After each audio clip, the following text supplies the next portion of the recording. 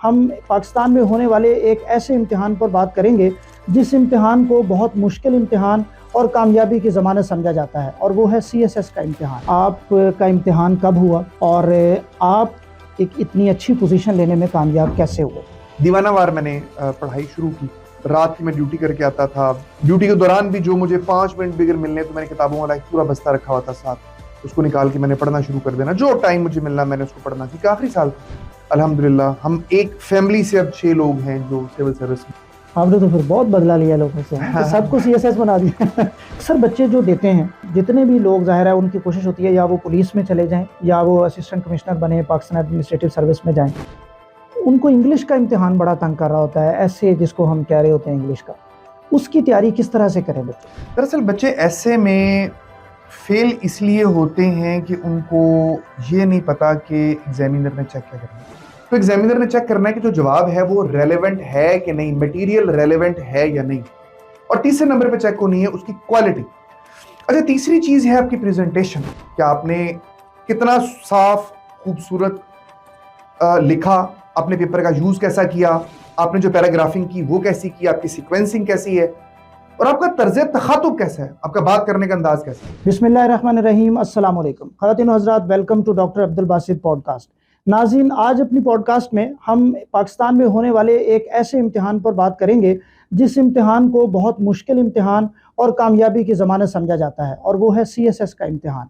इस मौजू पे बात करने के लिए हमारे साथ जो शख्सियत आज मौजूद हैं वो ख़ुद CSS ऑफिसर हैं और CSS के इम्तिहान में एक नुमायाँ पोजीशन भी हासिल कर चुके हैं। इस वक्त उनका ताल्लुक़ पाकिस्तान एडमिनिस्ट्रेटिव सर्विस से है और इस वक्त वो पंजाब में एडिशनल होम सेक्रेटरी पंजाब के तौर पे अपने फ़राइज़ सर अंजाम दे रहे हैं। जनाब आसिम रज़ा साहब, अस्सलाम वालेकुम सर। अस्सलाम वालेकुम। बहुत शुक्रिया सर आपकी तशरीफ़ आवरी का। आपका शुक्रिया बासित भाई, आपने बुलाया। अच्छा आसिम साहब, सबसे पहले तो मैं आपसे ये पूछना चाहूँगा कि आपका इम्तिहान कब हुआ और आप एक इतनी अच्छी पोजीशन लेने में कामयाब कैसे हुए? 2009 में CSS की मैंने अटेम्प्ट ली और CSS का इरादा नहीं था। मतलब सच्ची बात यह है कि ये लाइफ के गोल्स में या प्लान्स में शामिल नहीं था। मैंने मोटरवे पुलिस ज्वाइन की 2002 में, जनवरी 2002 में। और मैं अपनी फैमिली लाइफ के साथ, अपनी प्रोफेशनल लाइफ के साथ बड़ा खुश और मुतमईन था। 2005 में शादी की, 2007 में अल्लाह ताला ने बेटा अता किया। तो मतलब फैमिली वाज सेट और लाइफ गोल्स में मोटरवे पुलिस की जॉब थी। I was working as DSP there. और ये था कि बस अब फैमिली चल रही है, क्रिकेट खेलना है, शायरी करनी है। CSS was nowhere. 2008 में, ये बेसिकली 2007 से इसकी कहानी शुरू हुई जब मोहतरमा बेनज़ीर साहबा की शहादत हुई। हाँ जी, दिसंबर 2007 में। मैं ये लाहौर से जो मुल्तान रोड है इसके ऊपर मैं ड्यूटी कर रहा था, वर्किंग एज DSP। CPO कहते हैं, चीफ पेट्रोल ऑफिसर। उस बीट का, उस एरिया का इंचार्ज, उस एरिया का जो इंचार्ज है उसके ऊपर। और वो बेनज़ीर साहबा की जब शहादत होगी तो रात का टाइम था। लोगों ने सड़कों पे आके आग लगानी शुरू कर दी। एज बीट कमांडर मैंने जितनी भी मेरे पास नफरी थी मैंने उन सबको इंगेज किया। और पहले एक बीट में अगर 4 गाड़ियां चलती थी तो मैंने 8-9 गाड़ियां जो हैं वो चला दी। अब उसके बाद में नेक्स्ट डे गुजरा, वो वाली रात गुजर गई, अल्लाह का शुक्र है, गुजार ली हमने। नेक्स्ट डे सुबह जब हमारी शिफ्ट वैन लेने के लिए कुछ ऑफिसर्स को गई, फीमेल ऑफिसर्स थी, तो उन्होंने थोड़ा सा इस हवाले से तहफ़्फ़ुज़ात का इजहार किया कि सिक्योरिटी की रीज़न्स हैं और इस टाइम के ऊपर आना जो है उतना कि मुनासिब नहीं है ड्यूटी के ऊपर। अब मेरे पास अफसरों की पहली शॉर्टेज थी, सारी रात मैंने एक्स्ट्रा ड्यूटियाँ ली हुई थी। और आप समझते होंगे एज डॉक्टर एक्स्ट्रा ड्यूटी जो है बड़ा मुश्किल काम है। तो मैंने थोड़ा सख्ती से कहा कि जी मेहरबानी फरमाएं, आप आके ड्यूटी करें। मैं किससे ड्यूटी लूँ? जो बंदे कल सुबह ड्यूटी करके आए थे मैंने उन्हें रात तक, सारी रात मैंने उन्हें ड्यूटी पे चलाया। तो बस ड्यूटी तो मैंने उनसे ले ली, लेकिन थोड़ा इस बात के ऊपर शायद वो खफा हुई, मेरी कोलीग्स ही थी। और फिर उन्होंने कुछ मेरी शिकायत जो है वो मेरे इंस्पेक्टर जनरल साहब थे उन्हें भिजवाई ईमेल करके। ईमेल नया नया चला था उस वक्त, उन्होंने ईमेल्स की। तो बहरहाल जनवरी 2008 के बीच में एक हमारा दरबार हुआ। पुलिस टर्म में दरबार कहते हैं एक ऐसी मीटिंग को जिसके बीच में कांस्टेबल से लेकर IG तक सब मौजूद होते हैं। और अब उस मीटिंग के बीच में IG साहब ने एक कमेंट दिया जो मेरे दिल को लग गया। अच्छा। और बेसिकली वो कमेंट ये था, एक्चुअली मैं उस वक्त बतौर एक्टिंग डीएसपी काम कर रहा था, हमारा सीनियरिटी का झगड़ा था, चार्ज था आपके पास? रेगुलर प्रमोशन नहीं होती थी, तो ठीक है, एक्टिंग डीएसपी आपके बना पास देते। चार्ज था यानी? तो मुझे सर ने कहा कि आसिम साहब आप एक्टिंग सीपीओ हैं, काइंडली ओवर एक्टिंग ना करें, और इस बात के ऊपर बड़ी जोर से करके ताली बजी। बासत भाई वो ताली मेरे दिल को लग गई, और मैंने वहीं बैठे बैठे उस मीटिंग के बीच में मैंने सोचा कि यार ओवर एक्टिंग तो मैं कर रहा हूँ। 8 घंटे की ड्यूटी छोड़ के मैं 17 घंटे 18 घंटे जो है वो मैं काम कर रहा हूँ। बेटा छोटा सा पैदा हुआ था, और मैं उसको देखने के लिए, मेरा नजदीक घर था 4 किलोमीटर पे, मैं वो भी जा नहीं पाता था। एट द वेरी मोमेंट मैंने डिसाइड किया कि यार अब मैंने मोटरवे पुलिस मेरे लिए इतनी थी, अब मैंने इसको छोड़ना है और सीएसएस की तरफ आना है। और इसी स्टेज के ऊपर, जिस स्टेज से मुझे कमेंट आया है, एक दिन I come back as chief guest इंशाल्लाह ताला जिंदगी, मैं डिसाइड करके निकला। उस वक्त, उससे पहले मुझे सीएसएस का कोई मतलब मेरा आइडिया नहीं था, कोई प्लान में जिंदगी में शामिल नहीं था, कुछ भी नहीं था। जनवरी 2008 की बात है। अच्छा, मेरा एज आखिरी चांस बनता था मेरा, मतलब दो साल की रिलैक्सेशन लेके भी, गवर्नमेंट ऑफिसर्स को 2 साल की रिलैक्सेशन होती है।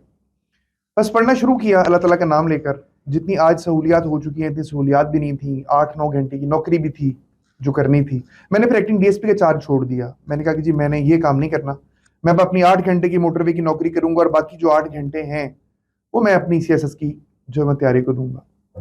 दीवानावार मैंने पढ़ाई शुरू की, और जिसको कहते हैं ना, रास्ता कुदालों से खोदना और खुद जो है उस रास्ते के ऊपर चलना। और रात की मैं ड्यूटी करके आता था। सुबह के टाइम पे यहाँ पे 1-2 ट्यूशंस मैंने ज्वाइन की लाहौर के बीच में, प्रोफेसर साहब थे। ड्यूटी के दौरान भी जो मुझे 5 मिनट भी अगर मिलने, तो मैंने किताबों वाला एक पूरा बस्ता रखा हुआ था साथ, उसको निकाल के मैंने पढ़ना शुरू कर देना। जो टाइम मुझे मिलना मैंने उसको पढ़ना, क्योंकि आखिरी साल था। वैसे वैला था, सीएसएस का पता ही कोई नहीं था, लेकिन अल्लाह ताला का शुक्र है अल्हम्दुलिल्लाह, पाकिस्तान एडमिनिस्ट्रेटिव सर्विसेज जो है वो मुझे मिल गई। मतलब टॉप ग्रुप जो है अल्लाह ताला ने वो अता कर दिया इस पूरे 1 साल की मुशक्कत और मेहनत के बाद। वालदैन ने मेरे साथ बड़ा उन्होंने, उनकी दुआएं शामिल हाल थी, अब्बा जी ने पढ़ाया भी, और बीवी बच्चों ने सफ़र किया इस पूरे टाइम के बीच में, क्योंकि ज़ाहिर है मैं उनको टाइम दे नहीं पा रहा था, but they supported me a lot. और इवेंचुअली फिर उसका नतीजा ये निकला कि जब मैंने अपना सीएसएस किया, उसके बाद अपने भाई बहन भतीजे भांजियाँ जितने अवेलेबल थे सारों को पढ़ाया, सब सीएसपी बने अल्हम्दुलिल्लाह। हम एक फैमिली से अब 6 लोग हैं जो सिविल सर्विस में। मेरा छोटा भाई भाभी दोनों जज हैं। आपके बाद? जी जी, मेरे बाद मेरा छोटा भाई भाभी दोनों जज हैं और अटक में पोस्टेड हैं। भाई भी सीनियर सिविल जज होने वाला है। छोटी बहन है वो ऑफिस मैनेजमेंट ग्रुप से है। छोटा भाई जो है वो आईआरएस से है, डीसी इनकम टैक्स से भी प्रमोट होने वाला है, फुल ब्राइट स्कॉलरशिप के ऊपर बाहर गया हुआ है। मिसेस की भांजी पोस्टल सर्विस से है। फिर भाई के ब्रदर इन लॉ और उनकी बीवी मेरे स्टूडेंट हैं, वो कॉमर्स एंड ट्रेड ग्रुप से। आपने तो फिर बहुत बदला लिया लोगों से, कि सबको सीएसएस बना दिया। एक्चुअली मैंने खुद जितना ताखीर कर दी थी ना, मैंने फैसला ये किया कि अब किसी को करने नहीं देनी। फिर उस वक्त से मेरा एक दरसो तदरीस का सिलसिला भी शुरू हुआ है। अभी एक हमारा पूरा बैच चलता है कासिम अली शाह फाउंडेशन के साथ मिलकर, बल्कि 150 बच्चे बच्चियां हैं जिनको हम टोटली फ्री पढ़ाते हैं, टोटली अच्छा, फ्री। सीएसएस की तैयारी सीएसएस पीएमएस के, और उनको हम पूरा मेरिट के ऊपर सिलेक्ट करते हैं पूरे पाकिस्तान से उन बच्चों को। टेस्ट होता है कासिम अली शाह फाउंडेशन में, फिर इंटरव्यू होता है, और 1 रुपया किसी बच्चे बच्ची से चार्ज नहीं किया जाता। इस साल 150 का बैच है। 3 साल पहले हमने शुरू किया था, पहले साल 70 बच्चे थे, दूसरे साल 110-12 बच्चे थे। इस साल अल्हम्दुलिल्लाह 150 बच्चों का बैच जो चल रहा है। अच्छा, आप अपने खानदान में पहले आदमी थे जिन्होंने सीएसएस किया? मैं पहला आदमी था। तो आम तौर पे कहा जाता है कि कोई आपका बाप, आपका कोई चचा ताया, कोई जिस भाई कोई होता है तो आप ये कर पाते हैं, तो कैसे किया फिर आपने? वालिद साहब गवर्नमेंट सर्विस से रिटायर्ड थे, और बस मैं बुनियादी तौर पर इसको समझता हूँ कि जी जिस चीज का जज्बा लग जाए, दिल को जो लग जाए, वो फिर रास्ते हो जाते हैं। मतलब पहाड़ पे चढ़ने के लिए जरूरी नहीं कि आपके वालिद साहब भी पहाड़ के ऊपर चढ़ते हैं, अचानक दिल में आता और चीज हो जाती है। अब ये जो मेरी वाली ये बात है, जो आपने भी बात फरमाई कि कोई वालिदैन या कोई बड़ा मोटिवेटर होना चाहिए, मेरे भाई बहनों के लिए तो मोटिवेटर में था। मोटिवेटर क्या था? पकड़ के कानों से पकड़ के पढ़ाया सारों को। लेकिन मेरे हवाले से ये कोई खानदान में मौजूद नहीं था। इसका मतलब है कि एक्सेप्शंस आर ऑलवेज देयर।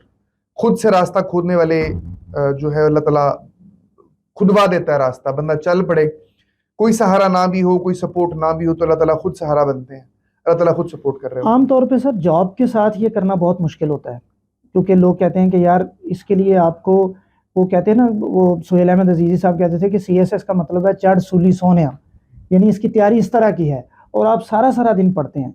तो जॉब के साथ कैसे मैनेज करे कोई बच्चा जो आजकल करना चाहते हैं स्टूडेंट्स? अच्छा, सीएसएस के लिए अगर किसी के पास 1 साल है तो यूं समझ लें कि सीएसएस के लिए 8 घंटे चाहिए एक दिन में। ये शुरू स्टार्ट में 6 घंटे भी हो तो ठीक है, और उसके बाद में 8 घंटे तक आपने इसको लेके जाना होता है। आखिरी वाले दिनों में 10 से 11 घंटे हो जाते हैं।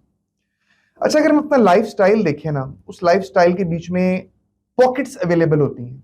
मसलन मैं अभी, अगर मैं आपसे सादा सी बात करूं कि मैं अभी आपके स्टूडियो के बीच में आया, हमने यहाँ पे इनिशियल गपशप के बीच में भी और चीज़ों को सेट करने में तकरीबन आधा घंटा हमने लिया। अगर मैं अब सीएसएस की तैयारी कर रहा होता ना, तो मैंने आपसे रिक्वेस्ट करनी थी कि भाई आप इन चीज़ों को सेट करें, मैं वो नुक्कड़ के बीच में बैठ के पढ़ रहा हूँ। ये आधे घंटे का मार्जिन मैंने इधर से निकाल लेना था। ठीक है। गाड़ी के ऊपर चल के मैं आया हूँ, मुझे पौना घंटा लगा है मेरे सेक्रेटेरिएट से यहाँ आने के बीच में। वो पौना घंटा अभी भी मैंने काम ही किया है। और सीएसएस की मैं तैयारी कर रहा था तो 45 मिनट्स वो थे। यहाँ से घर जाने में मुझे 25 मिनट लगेंगे, वो बीच में शामिल है। तो ये बेसिकली अपने पॉकेट्स में से टाइम निकालना होता है। 8 घंटे कभी भी लगातार अवेलेबल नहीं होते कि कोई आपको कह दे कि बैठ और 8 घंटे पढ़। जो बच्चे या बच्चियां इस टाइम सीएसएस कर रहे हैं, उन्होंने अपनी डेली रूटीन देखनी है। तो जो काम कर रहे हैं उस काम के बीच में जाहिर है, मतलब कि मुसलसल ड्राइविंग वाला काम तो नहीं होगा ना। कोई बंदा बहुत काम भी कर रहा है, 8 घंटे की ड्यूटी है, उसके बीच में भी कोई 15 मिनट हर घंटे में निकल आते होंगे, कोई 2 घंटे बाद 10 मिनट निकल आते होंगे, कहीं से कोई 6 मिनट निकल आते होंगे, कहीं से कोई 4 मिनट भी निकल आते होंगे। इन 4 मिनट्स को, 6 मिनट को, 8 मिनट को, 11 मिनट को जमा करना होता है सारे दिन। कमाल यही है कि आपको जहां से जो मिनट मिल रहा है आपने उसको जमा करना है। एंड तक जाते जाते ये 8 घंटे बीत जाते हैं। कभी भी 8 घंटे इकट्ठे नहीं मिलेंगे इन अ सिंगल गो, और अगर मिल भी गया तो पढ़ा नहीं जाएगा। अच्छा, आपका जो सीएसएस था, आपने बताया 1 साल आपने तैयारी की, तो फर्स्ट अटेम्प्ट में हो गई आपकी सिलेक्शन? जी ऐसा ही। मेरे पास एज वाइज आखिरी थी, वैसे पहली थी। अच्छा, यानी आपको इजाजत ही उस एक की थी, जाहिर है, तो आपने वही अटेम्प्ट की और जो थ्योरी था वो भी हुआ और आपका जो वाइवा था, इंटरव्यू था, वो भी इंटरव्यू हुआ। में पाकिस्तान में सेकंड था। और उस इंटरव्यू की बुनियाद के ऊपर ही मेरा पाकिस्तान एडमिनिस्ट्रेटिव सर्विस आया। जो बन गया। अक्सर बच्चे जो देते हैं, और जितने भी लोग, जाहिर है उनकी कोशिश होती है या वो पुलिस में चले जाएं या वो असिस्टेंट कमिश्नर बने, पाकिस्तान एडमिनिस्ट्रेटिव सर्विस में जाएं, उनको इंग्लिश का इम्तिहान बड़ा तंग कर रहा होता है, ऐसे जिसको हम कह रहे होते हैं इंग्लिश का। उसकी तैयारी किस तरह से करें बच्चे? दरअसल बच्चे ऐसे में फेल इसलिए होते हैं कि उनको ये नहीं पता कि एग्जामिनर ने चेक क्या करना है। देखिए, मैं एक मिसाल से समझाता हूँ कि अगर मुझे मेरे घर वाले भेजें सौदा लेने के लिए कि आज ले हो, आप ये लिस्ट पकड़ें कि टिंडे, भिंडी, दाल, आलू, गोभी, दही, रोटियां और ये गोश्त है, ये फलां चीज़ है, कि मैं ये ज़रा दुकान से लेकर तो आए। मैं क्या करूँगा, मैं लिस्ट पकड़ूंगा, उसके बाद मैं चला जाऊँगा दुकानों पर, इधर गया उधर गया, उधर गया, चीज़ें इकट्ठी की। अब वापस जब मैं शॉपर सारे पकड़ के लेकर आऊँगा तो घर वाले कैसे चेक करेंगे भला उसको? वो लिस्ट पकड़ेंगे और उसके मुताबिक चीज़ों को चेक करना शुरू कर। यही तरीक़ेकार है ना जी, बिल्कुल, कि जो लिस्ट के मुताबिक चीज़ें पूरी हैं या नहीं है। अगर वो लिस्ट ही ना हो तो क्या वो इन चीज़ों को चेक कर सकते हैं?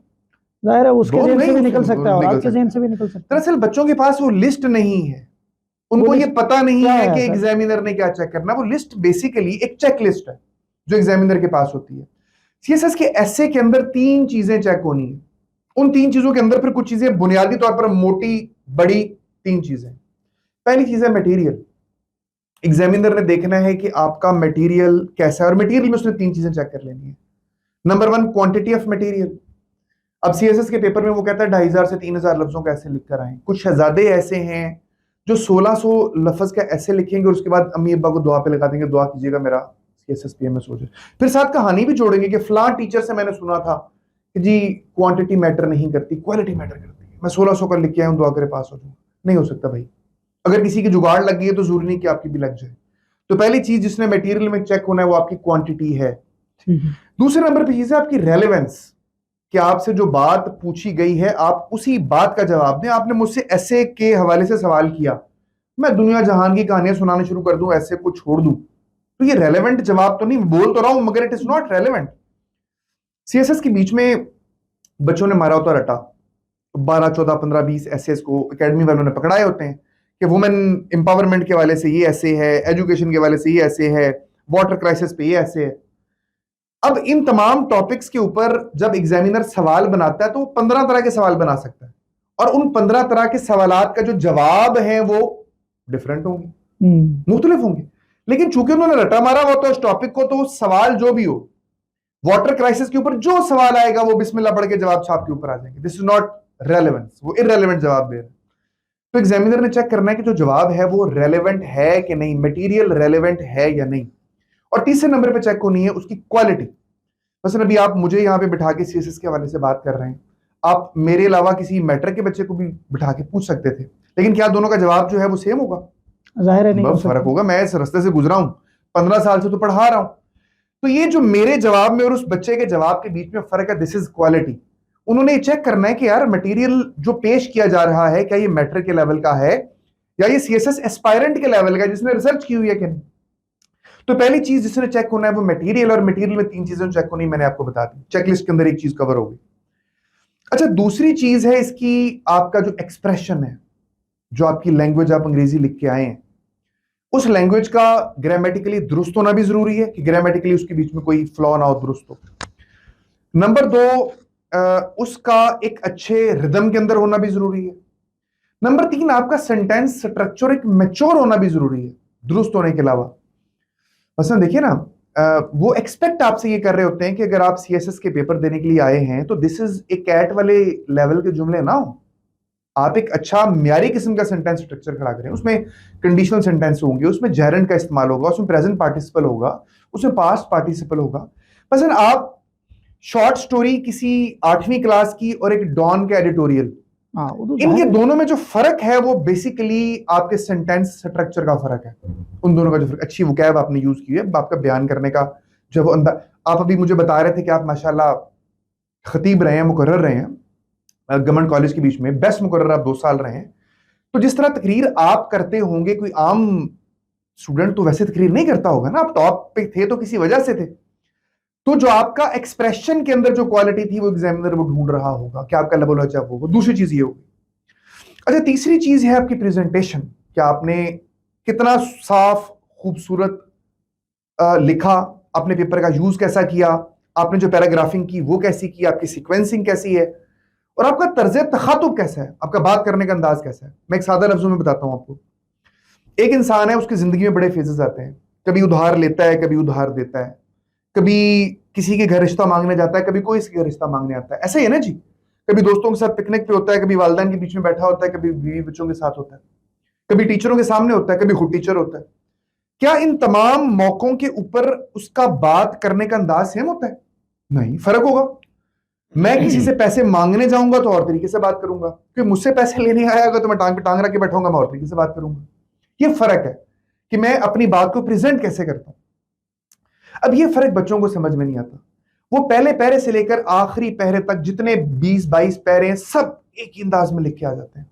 इंट्रो भी उसी अंदाज में, मेन आर्गुमेंट उसी अंदाज में, डेफिनेशन पैरा उसी अंदाज में, cause para, recommendation para, concluding para, हर चीज को एक ही तरह की छाप लगाकर वो आ जाते हैं।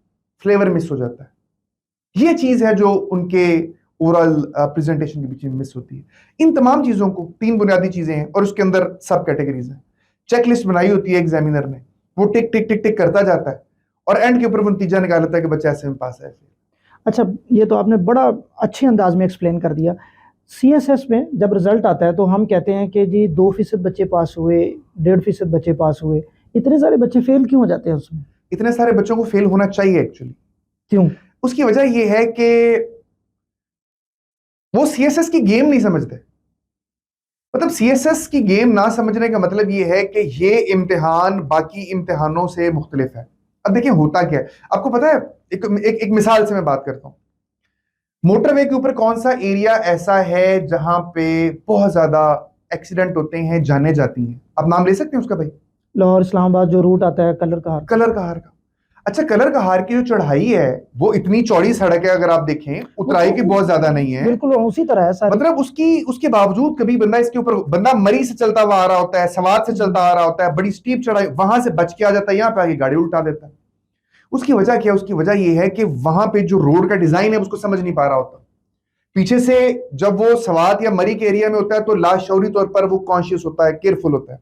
इस्लामाबाद से निकलता है 140 के ऊपर गाड़ी भगाता हुआ आ रहा होता है, अचानक दरमियान में चढ़ाई आ जाती है, चौड़ी सड़क उसको देखने को मिल जाती है, रोड डिजाइन उसकी समझ में नहीं आता, गाड़ी उल्टा देता है। यही काम सीएसएस के बच्चों के साथ होता है। वो गेम नहीं समझते। गेम क्या है? बच्चों ने ना प्रैक्टिस उनकी होती है मैट्रिक का इम्तिहान देने की। मैट्रिक का इम्तिहान दिया, उसके बाद में एफएससी का इम्तिहान दिया, ग्रेजुएशन का इम्तिहान दिया, मास्टर का इम्तिहान दिया, डॉक्टर बन गए, इंजीनियर बन गए, चार्टर्ड अकाउंटेंट बन गए, हर जगह कामयाबी के झंडे गाड़े। जो पैटर्न उन्होंने फॉलो किया होता है बाकी तमाम इम्तिहानों पे, उसी को वो छापने की कोशिश करते हैं सीएसएस पे। सीएसएस नॉलेज की गेम है ही नहीं, नॉलेज की गेम नहीं है, इल्म की गेम ही नहीं है। ये बेसिकली उस नॉलेज को इस्तेमाल करने की गेम है। सीएसएस इस चीज पर डिपेंड ही नहीं करता कि आपको कितना कुछ आता है, ये डिपेंड इस चीज पे करता है कि आपको जो नहीं आता आप उसका जवाब कितने अच्छे तरीके से देते हैं। सिर्फ इस बात को अगर कोई पल्ले बांध ले कि जो नहीं आता उसको कितने अच्छे तरीके से टैकल करते हैं, उसके ऊपर डिपेंड करता है कि कोई बच्चा सीएसएस के बीच में कितना जाएगा। अब लोगों ने क्या किया होता है, बच्चों ने उसी तरीके से नोट्सों को उन्होंने मेमोराइज किया होता है, उसी तरीके से उन्होंने चीजों को याद किया होता है, उसी तरीके से जब वो लिख के आते हैं, जिस तरीके से हमेशा वो कामयाब होते रहे हैं, यानी जिस तरीके से इस्लामाबाद से कलर कहार तक गाड़ी चलती रही है, उसी तरीके से चलाने की कोशिश करते हैं, तो कलर कहार की डिमांड ही कुछ और है, वो मांग ही आपसे कुछ और रहा है। सीएसएस का एग्जाम मांग ही आपसे कुछ और, ये बुकिश नॉलेज चाह नहीं रहा, ये रटे रटाए जवाब चाह नहीं रहा। एग्जामिनर को जहां लगता है कि जवाब रटा रटाया आपको उठा के फेंकेगा, जहां उसको लगेगा कि यार बच्चे की अपनी इनोवेशन है, ख्वाह कितनी गलत क्यों ना हो, ख्वाह कितनी बोंगी बात उसने क्यों ना कर दी हो, लेकिन उसको लग रहा हो कि यार ये बच्चे ने खुद से सोची है, आउट ऑफ द बॉक्स जाके सोल्यूशन दी है, वहां पे वो आपको नंबर देना शुरू कर देते हैं। और वही बच्चे फिर आगे जा रहे होते हैं जो नॉलेज को जहन में रख के, नॉलेज को अपने पास रख के अच्छे तरीके से फाइट कर रहे होते हैं। That's it.